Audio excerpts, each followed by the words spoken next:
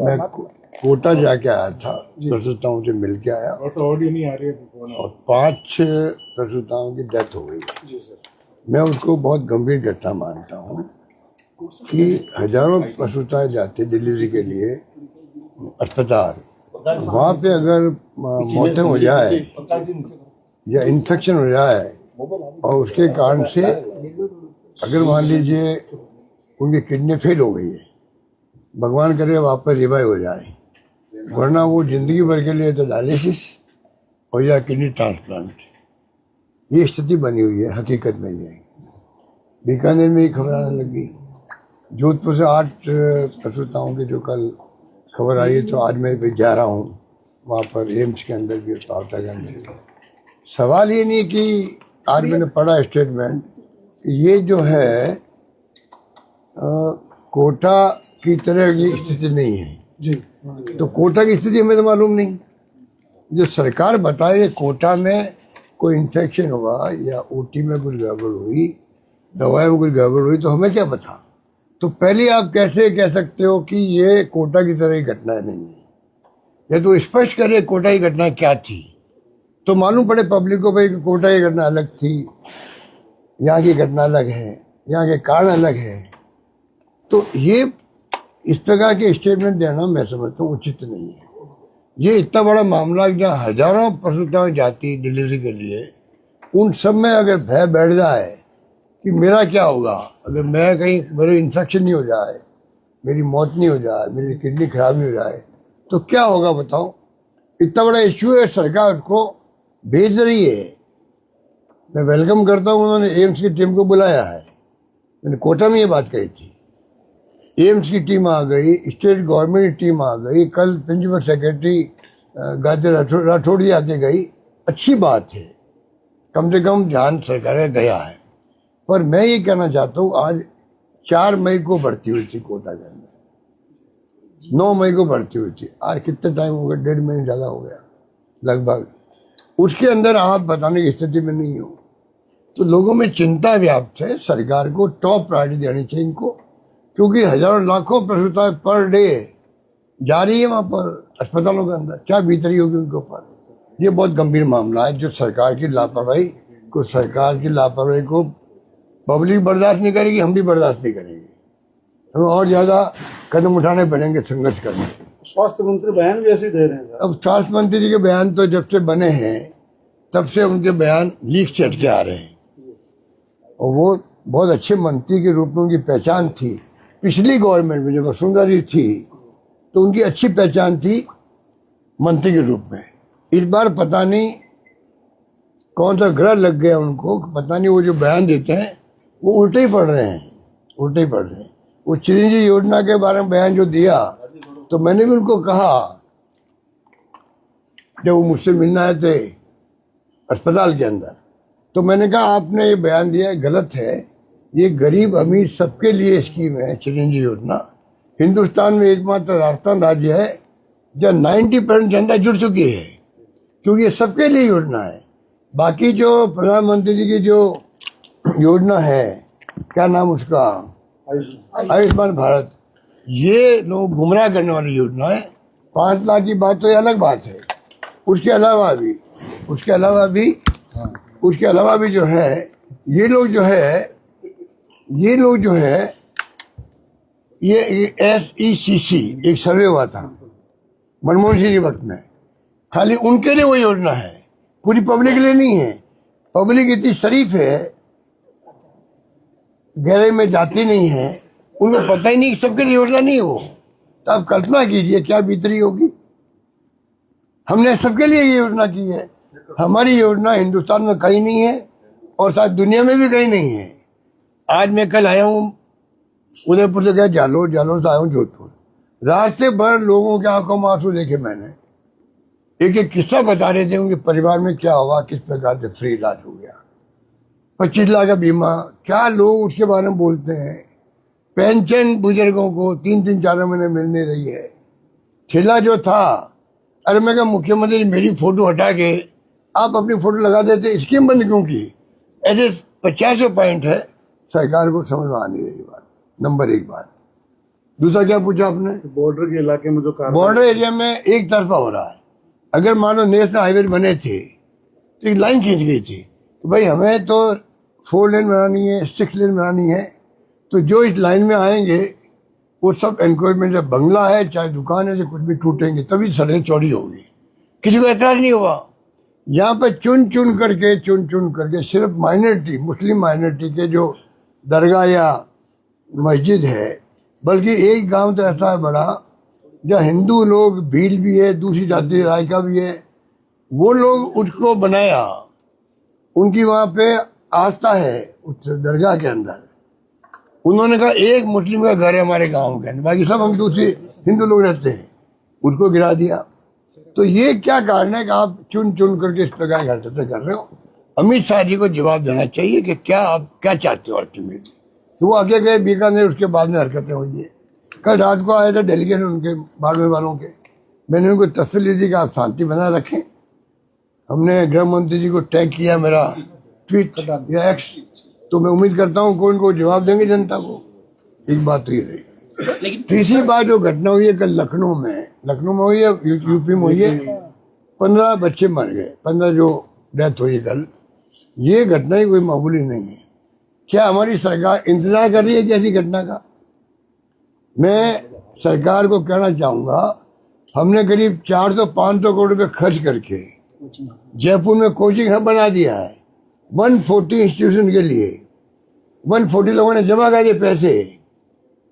इस सरकार की बेवकूफ़ी से 100 लोगों ने पैसे वापस ले लिए। हम तो IIT का वहाँ ब्रांच खोलेंगे, वहाँ पर मजाक बना रखे इन्होंने।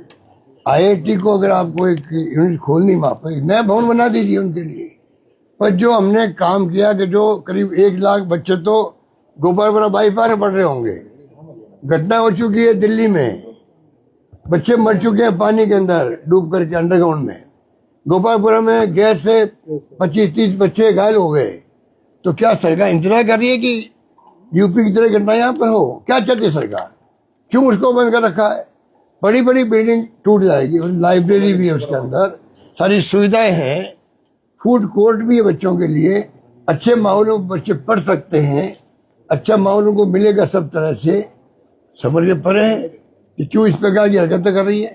हरकतें मानी कर रही है। रात जोधपुर में 4 अस्पताल बिल्डिंग खड़ी पड़ी है, सुमेर पब्लिक लाइब्रेरी की बिल्डिंग बन चुकी है, वहां पड़ी है, स्पोर्ट इंस्टीट्यूट पड़ा हुआ है। मैंने मुख्यमंत्री खुद को रिक्वेस्ट करी टेलीफोन से बात करके, जब मेरी बर्थडे पे बात हो रही थी, मैंने कहा श्रीमान जी आप आइए, हम स्वागत करेंगे आपका वहाँ, आप इनका क्यों नहीं फिजा काट देते हो? कि नहीं मैं जल्दी करूंगा, वो जल्दी आज तक नहीं आई है। कल मुझे किसान मिले, 2025 का मुआवजा अभी तक नहीं मिला उन किसानों को। पहले 23-24 का रुका हुआ था। ये आपके लूनी के जो हमारे मंत्री महोदय है, इनके क्षेत्र का ही था वो, और भी कई जगह से शिकायत आ रही थी, पर सरकार मुआवजा टाइम पे दे नहीं पा रही है। और तमाम डिपार्टमेंट के जो है, तमाम डिपार्टमेंट के पेमेंट रुके पड़े हैं। सरकार को स्पष्ट करना चाहिए कि हमारी फाइनेंशियल स्थिति बहुत ही नाजुक है, हम पेमेंट नहीं कर पाएंगे 6 महीना साल भर। कुछ तो कहे, सारे डिपार्टमेंट में पेमेंट 2 करोड़ रुपए के चेक नहीं कट रहे हैं। तो डबल इंजन सरकार, ऐसी स्थिति आ गई है। डबल इंजन सरकार की ये स्थिति है। डबल इंजन सरकार है, दिल्ली में इनकी खुद की सरकार है, इनको एक्स्ट्रा इमदाद मिल सकती है, मिल भी रही होगी, पर मैनेजमेंट ऐसा बकवास कर दिया है, कोई डिपार्टमेंट का पेमेंट नहीं, कोई डिपार्टमेंट का। बर्बाद हो गए लोग, बात दुखी हो गए। समझ नहीं पा रहे, पेंशन टाइम पे नहीं मिलती इनको, कुछ नहीं हो रहा है, मतलब ये स्थिति बनी। सरकार यूसीसी ला रही है, यूसीसी का कमेटी का गठन कर दिया, अब वो जो है यूसीसी ला रही समानता का कानून। कल जो है महाराष्ट्र एक हमने गंगानगर हनुमानगढ़ के अंदर और भी कई जगह गेहूं की खरीद नहीं हो रही है, वहाँ हड़तालें चल रही है, लोग दुखी है, बारदाना नहीं आ रहा है, जो टारगेट फिक्स करते हैं वो पूरा खरीद भी नहीं पा रही सरकार उनको। और टाइम जो है पहले 30 जून तक का होता था खरीदारी का, इस बार 31 मई कर दिया, उसके कारण से अब बार आगे बढ़ा रहे हैं और 30 जून भी आ जाएगा सर। तो किसान बर्बाद हो रहा है राजस्थान का, ये मैं कहना चाहूँगा। सर शेखावत ने यहाँ पर बयान दिया है, पानी का संकट जोधपुर के अंदर, उसकी मजाक उड़ा दी मंत्री जी ने खुद नहीं। मतलब जो हमने राजीव गांधी आए थे जोधपुर में, आपकी नई पीढ़ी को नहीं मालूम होगा, पुरानी पीढ़ी को मालूम है किस प्रकार से ये खड़े मलकानी जी इनको मालूम होगा किस प्रकार से स्टेडियम ग्राउंड में मीटिंग में मैंने अनाउंस करवाया था। पीछे पड़ के मैंने वो काम पूरा करवाया। कोई 100 बार मैं गया हूँगा बॉर्डर पर, वहाँ से 200 किलोमीटर लाइन पे अब आ रही है पानी, नहर बन करके 6 जगह पंपिंग स्टेशन थे और तीसरा फेरी मैंने अभी 14 करोड़ रुपये मंजूर किए बजाय इसके कि आप जो है आप वो कोई फॉरेन फंडिंग होने वाली थी, देरी हो रही थी, मैंने स्टेट गवर्नमेंट फंडिंग से सैंक्शन कर दिया। वो काम सरकार बदल के पूरा नहीं करवा पा रहे, घर घर में तकलीफ हो रही पानी की और ये मजाक उड़ा रहे पानी का भी, सप्लाई ढंग से हो नहीं पा रही इनसे। अरे हमने तो ट्रेन से पानी मंगाया जोधपुर के अंदर इमरजेंसी, इनको पता नहीं, मंत्री खुद को नहीं मालूम है।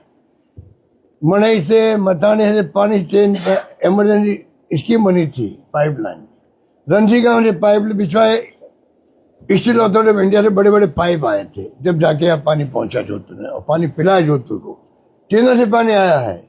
आज ये मजाक उड़ा रहे हैं, अच्छी बात नहीं। सर शेखावत जी ने यहाँ पे बयान दिया है कि जोधपुर को पिछड़ा रखने का पाप आपने किया और साथ ही उन्होंने कहा कि एलिवेटेड रोड बनाने की और लेकर आपने बाधाएं उत्पन्न की थी। देखिए बाधा नहीं, वो मेरी रिक्वेस्ट भी बन रही है। ये जो एलिवेटेड रोड बन रही है, गडकरी जी बड़े लिबरल मंत्री के रूप में पहचान उनकी है देश के अंदर, क्योंकि पहले हम बना रहे थे इसको, स्टेट गवर्नमेंट, हम पावरटाइन शुरू कर रहे थे इसको, पर हमने देखा हैदर बिल्डिंग और सोचती के एरिया हम बना नहीं पाएंगे क्योंकि कोटे तक एरिया अंडरग्राउंड जाना पड़े, तो नेशनल हाईवे एक्सपर्टाइज लगती है। मैंने उनकी रिक्वेस्ट करी, उन्होंने रिक्वेस्ट इमीडिएटली मान ली। मंत्री केंद्रीय मंत्री है, मुझे एतराज नहीं है कि श्रेय लेवे तो, क्योंकि केंद्रीय मंत्री है, वो केंद्रीय मंत्री वो भी है, तो ये इनका अधिकार बनता है कहने का भाई हाँ मैंने काम को आगे बढ़ाया, कुछ भी किया। निर्णय मैंने करवाया था उनसे, आप उन खुद को पूछ सकते हो कि मैंने रिक्वेस्ट की नहीं की उनसे, मालूम पड़ जाएगा। इतना बड़ा काम हो रहा है, वो जल्दी पूरा होना चाहिए। स्टेट गवर्नमेंट तो खुद बना रही थी, तो ये इस प्रकार के जो इस बार जो मंत्री जी ने लीक से हटके जो आरोप लगाए हैं बड़े हल्के स्तर के, लगता है कि वो खुद घबरा के दिखते हैं। अपनी खुद की जो स्थिति बनी जोधपुर जिले के अंदर उनकी, अब उनके पोल खुल चुके देखो। सर 4 सालों से अस्पतालों में जो लगे हुए हैं, साथ में नहीं हो रहे, उनके साथ नहीं जा रहे, कार्यक्रमों में नहीं हो रहे, क्या उनके विधायक बीजेपी के वो भी साथ नहीं आ रहे कार्यक्रमों में। अब बता दीजिए क्या स्थिति बन रही है। अगर उनके विधायक खुद एब्सेंट रहते हैं, 2 विधायक बहाना करते हैं कि कोई पाठ चल रहा था, कौन सा पाठ चल रहा था? भगवत गीता का पाठ चल रहा, नहीं आए हैं। और एक विधायक जी ने क्या कहा? उद्घाटन कर चुका हूँ। हाँ मैं उद्घाटन कर चुका हूँ। ऐसी मजाक जो है, ऐसी मजाक आज तक इतिहास में किसी भी सरकार के अंदर किसी विधायक ने नहीं करी होगी, जो इनके विधायक इनकी खुद की मजाक उड़ा रहे हैं। जिनकी स्थिति है उनको मैं क्या उनके लिए कमेंट करूं, क्या मैं उनको जवाब दूं? सर कॉमन सिविल कोड लेके आ रही है, मसूदा तैयार हो गया है। वो आने दो भैया, उस वक्त बात सर आपके द्वारा क्या प्रोविजन उसके अंदर है वो देख लीजिए। कानून व्यवस्था को लेकर लगातार जोधपुर में फायरिंग भी हो रही है। अब देखो ना, दौड़ा के हमारा ये घटना राजस्थान भर में हो रही है, कई मर्डर हो रहे हैं, कई रेप हो रहे हैं, सुनवाई नहीं हो रही है। और एक नई बात हो गई है, थानों के अंदर जो है पैसे खा लेते हैं, क्योंकि करप्शन की हदें पार हो गई राजस्थान के अंदर। इतना करप्शन तो देखो हर राज्य के वक्त में होता है, मैं स्वीकार करता हूँ। इस बार तो सारे रिकॉर्ड टूट चुके हैं, सारे रिकॉर्ड टूट चुके हैं। और थाने वाले कहते हैं जिसका रेप हो गया, पहली बात तो गरीब परिवार है, वो थाने में जाते ही नहीं है। सर अस्पताल चले भी गए मान लो वो तो, क्योंकि पैसे खा लेते रेपिस्ट से, कहते तुम जाके समझौता कर लीजिए आपस के अंदर। क्या मजाक है ये सर, स्थिति बड़ी नाजुक है। अस्पताल बनाए गए हैं, स्वीकृति नहीं दे रहे हैं। आपके द्वारा जो अस्पताल बनाए गए, जो सैटेलाइट किए गए ना, उनमें पद तो भर दी गई, लेकिन वित्तीय स्वीकृति नहीं दे रहे हैं पैसों के लिए जो है। भैया मैं बोल चुका हूँ पॉइंट, अभी वो बिल्डिंग अभी खड़ी है ना, इक्विपमेंट है ना, डॉक्टर वहाँ पर है। हाँ सर, सप्लाई सरकार अभी मैं सर शेखावत जी ने एक और आरोप लगाया था। सर शेखावत जी ने एक आरोप और लगाया था कि हमने 27,000 करोड़ रुपए दिए, लेकिन जानबूझकर राजनीतिक द्वेष के चलते जो है पानी के जो है कनेक्शन नहीं दिए गए, उसमें घोटाला किया गया। एक बात है, देखो इन बात, जब तक आप आंकड़े नहीं दो वही हमने ये दिए थे, इसमें ये खर्च हुए, इसके खर्च नहीं हुए, तब तक कोई स्वीकार भी नहीं करेगा। और ऐसे आरोप तो वेग आरोप है, मतलब में कोई दम नहीं होता है। उनको पूछो भाई, हिंदुस्तान भर में आप तो मंत्री थे, विभाग इम्पोर्टेंट था आपका, हमें खुशी हुई, मैंने प्रधानमंत्री मोदी जी को कहा मीटिंग के अंदर, ये आपने अच्छा काम किया कि आपने ये नया विभाग को इस रूप में इम्पोर्टेंस दी है। तो आप बताइए हमारी कितनी बड़ी रुचि होगी। अब क्यों नहीं काम कर रही है? अगर हमारी सरकार के वक्त में काम कम हुआ, अब क्यों नहीं काम कर पा रही? अब तो इनकी सरकार है, क्यों नहीं काम कर पा रही? दूसरा, इनको चाहिए सब राज्यों के हिसाब दे, कहाँ पर कितना पैसा पहुंचा है, कहाँ मैंने एक्स्ट्रा मदद करी है। ERCP में जो व्यक्ति झूठ बोल सकता है, प्रधानमंत्री के मुंह से हमने टेप सुना दिया, इनको प्रधानमंत्री ने 3 बार बोला, 2 बार बोला राजस्थान में, ERCP को हम राष्ट्रीय परियोजना घोषित करेंगे। और ये खड़े होकर बोल के मीटिंग के अंदर, ऐसा कोई हो तो मैं पता नहीं क्या बोला, इस्तीफा दे दूंगा या क्या बोलूंगा पता नहीं, ये बोल गए बाबा, मुझे याद नहीं, पर कुछ बोले थे खड़े होके जयपुर की मीटिंग के अंदर। तो इनको पता ही नहीं है, जो प्राइम मिनिस्टर की कही हुई बात है आप नहीं स्वीकार कर पा रहे हो या पूरा नहीं कर पा रहे हो, अलग बात है। आपको भाई ये हमारी मजबूरी थी, बोल गए, तो इसमें ये अड़चन आ रही है, ये नियम नहीं कहते, कुछ भी बोलो। अब ये कैसे कह सकते हो, बोले नहीं वो, तो ये इनके बारे में मैं नहीं बोलूँ तो अच्छा है, क्योंकि हमारे अशोक गहलोत अचानक इतने सक्रिय हुए राजनीतिक तौर से कि पिछले 2 माह से रोज स्टेटमेंट। भैया मैं जब से कांग्रेस की क्या स्थिति है इन परिस्थितियों में? सरकार गई है ना, उसके अगले दिन से मैं एक्टिव हूँ सरकार के अगले दिन से। और ये बात तो, ये आरोप तो आप जैसे दोस्त लोग हैं वो शुरू से लगाते आ रहे हैं।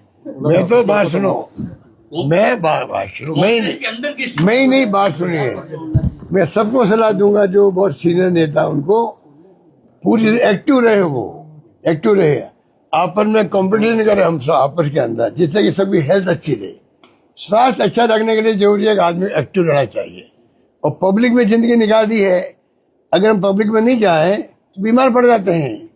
घर बैठे बैठे क्या करे आदमी?